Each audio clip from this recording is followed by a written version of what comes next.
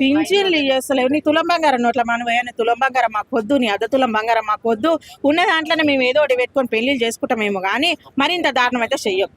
వద్దు వద్దనే చెప్తున్నాం నీకు. నువ్వు తెలంగాణను అభివృద్ధి చేయకపోయినా పర్లేదు రేవంత్ రెడ్డి అని ఒక్కటే చెప్తున్నా. తెలంగాణను అభివృద్ధి చేయకు, అభివృద్ధిలోకి తీసుకురాకు. ఐట్రా వద్దు, ఈట్రా వద్దు, ఏట్రా వద్దు.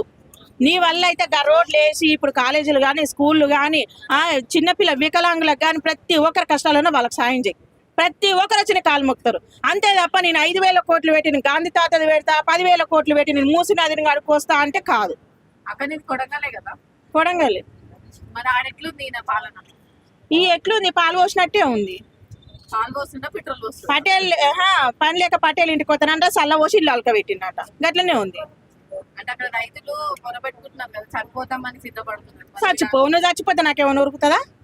చచ్చిపో అమ్మా, నీకు బాధ నువ్వు చస్తున్నావు, నేనేం చెయ్యాలి మరి? రైతు బంధు వేయట్లేదన్న బాధనే ఉంది కదా. అయ్యా నేను ఇక్కడ గాంధీ తాత పెట్టుకోవాలి, నీకు గాంధీ తాత తక్కువ కదా నాకు? గాంధీ తాత ముఖ్యమా రైతులు ముఖ్యం? గాంధీ తాతనే ముఖ్యం నాకు. అట్టనే మరి గాంధీ తాతనే ముఖ్యం. గాంధీ తాత తర్వాతనే ఎవడైనా గాంధీ తాతనే ముఖ్యము. నాకు తెలియదా?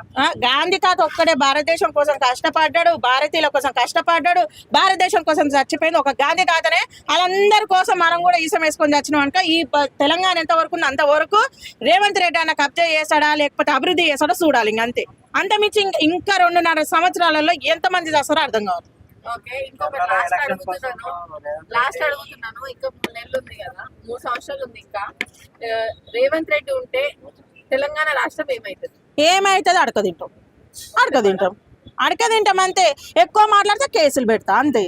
కేసులు పెడతాను నేను, అంత మించి ఇంకేం లేదు. తిన్నోనికి తిండి కాదు, తిన్నోనికి తిండి పట్టదు, పొడగుండానికి సవర పట్టదు. తింటనే ఉన్నా ఎన్ని రోజులు తింటావో తినిగా తింటావు తర్వాత ఆగమే అవుతావు అన్న. నీ వాళ్ళు ఎంతో మంది బీఆర్ఎస్ పార్టీ వాళ్ళు ఇట్లా వేసిరు. ఒక్క ఛాన్స్ నీకు ఇచ్చినప్పుడు నువ్వు చిన్న ఏజ్లో సీఎం అయినావు, చాలా చిన్న ఏజ్లో నువ్వు సీఎం అయినావు అన్న. నువ్వు ఎంతగానో అభివృద్ధి చేయాలి, నువ్వు ఎంత బీద వాళ్ళకి ఆదుకోవాలి. ఆదుకున్న పాపను పోకపోతివి పోని వాళ్ళు తిండి వాళ్ళనే తింటారు. నీ సనబియ్యం నోట్ల మనం పోయి ఆ సనబియ్యం ఇవ్వకపోయినా బాధలేదు, 4,000 ముసలోళ్ళకి ఇవ్వకపోయినా బాధలేదు. ఆ ఇల్లులు మాత్రం కూల్చకు, నీకు పుణ్యం వస్తే ఇల్లులు కూల్చకు, దానివల్ల ఉపయోగం లేదు. ఏడుస్తురు. ఒక్క పూట 1 గంట కానీ నువ్వు బయట ఉండు.